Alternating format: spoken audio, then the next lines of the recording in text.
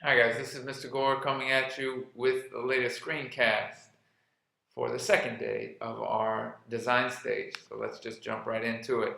Here's today's big question. How is creating a good design like teaching a monkey to draw?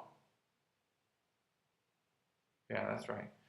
Mr. Davis used to always tell me this when kids would complain about, oh, I don't know how to draw, I'm not an artist. He'd simply say, you can teach a monkey to draw. So I want you to think about that as we start designing. All right, first thing up on the agenda, we're going to go over design expectations, review the rubric task sheet. I'm not going to do this in class, I'm going to do it right now. So let's take a look. If you go into our Moodle page, let me readjust this for your purposes. Under advertise it, right there, we go down to design, and you will see that we have our design rubric posted. And I'm going to click on control, open this in a new tab so we can take a look at it. And here it is. It starts off with the first page is the task sheet, and the second page is the rubric. So let's take a look at the tasks. Okay, you know that you have to organize a multimedia advertising campaign, so we're going to give you some options here.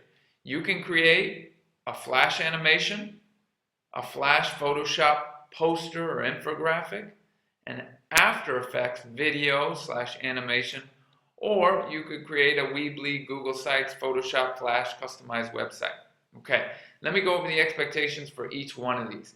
Remember that each member of your group will have to choose one type of media to make from this list. Okay, so it may be that you decide to make a flash animation, to make a poster, and to make a video animation. It could be, depending on the needs of your client, that you do a poster, you do a video animation with After Effects, and a website. It all depends on what your client requests and needs, okay? If your client already has a website, probably not a good idea to design one for them, all right? So remember, connect it back to your client's needs. Here's what you gotta do. If you're gonna do a flash animation, we want 4 or more short storyboards, okay? And those 4 or more short storyboards are your initial design. You'll have 3, what do we call these? You'll have 3 cells, no, 3 blocks for a beginning, middle, and end. And with a written description under each one of those. I'll show you an example of that in just a second. You're going to compare each of the 4 or more short storyboards against your design specification. You will then choose one and justify the choice, and based on that choice, you're going to create a final storyboard with all of the frames included. Okay, frames, not cells. All right. Finally, or next, if you're going to do a poster or infographic, what we want you to do is do 3 sketches of possible designs. So you're going to do 3 initial designs in pencil sketches of the entire poster where you work out all the different content and how it's arranged within on the page. Then, for each of those, you're going to take them and make them into 3 finished full color designs. Okay? And we're going to ask you to do that on a sheet of A3 paper. All right? Since it'll be poster size. Then, you're going to compare each one of those against your specifications, and you're going to choose one and justify the choice. Okay? In a single written paragraph.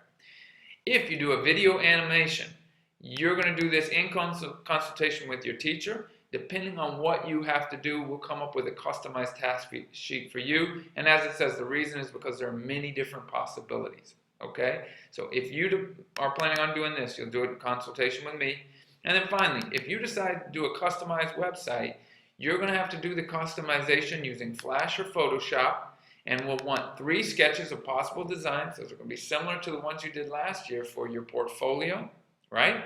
You'll do 3 finished color designs for each one of those, full color, final design quality, straight lines are straight, circles are circles. You'll compare each one of those against the design specifications and choose one and justify the choice. Okay, I want to take you back really quick and show you some examples of storyboards.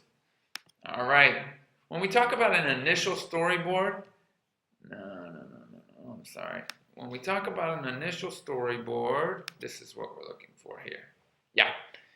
What I want from you is just 3 frames for the initial ones. It'll be a beginning, a middle, and an end.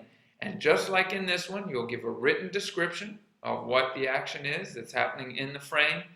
The large arrows here show the movement of the camera zooming in this case, and the small black arrows represent movement across the screen. So you can see that below Spider-Man, there are cars and trucks moving down on the ground.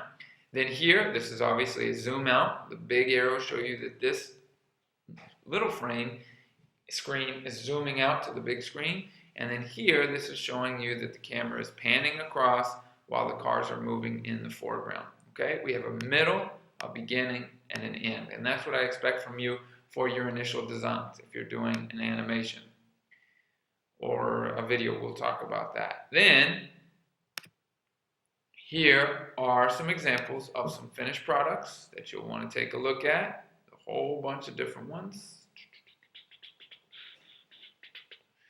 Right, let's take a look at this one.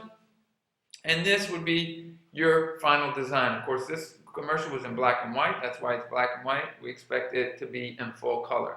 So as you can see, each time there's a change of action or motion in the screen, they do a new frame so that you can get a visual sense of how the advertisement works out from beginning all the way to end. And you'll notice that underneath, they also provide written descriptions, and there are also little arrows here that indicate direction and movement. Okay? All right, guys.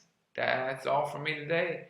I've gone over everything I need to go over except the rubric. I will have this posted up on the board as you come in tomorrow. Take a look at it. Bring your sketchbook and get right to work in your groups. You've already discussed your common idea, your unifying idea for the campaign. You know your slogans, you know what colors you're going to use, you know what type of content you want to have. You've had that discussion already. So as you come to work, to class tomorrow, be prepared to get to work. Okay? See you then.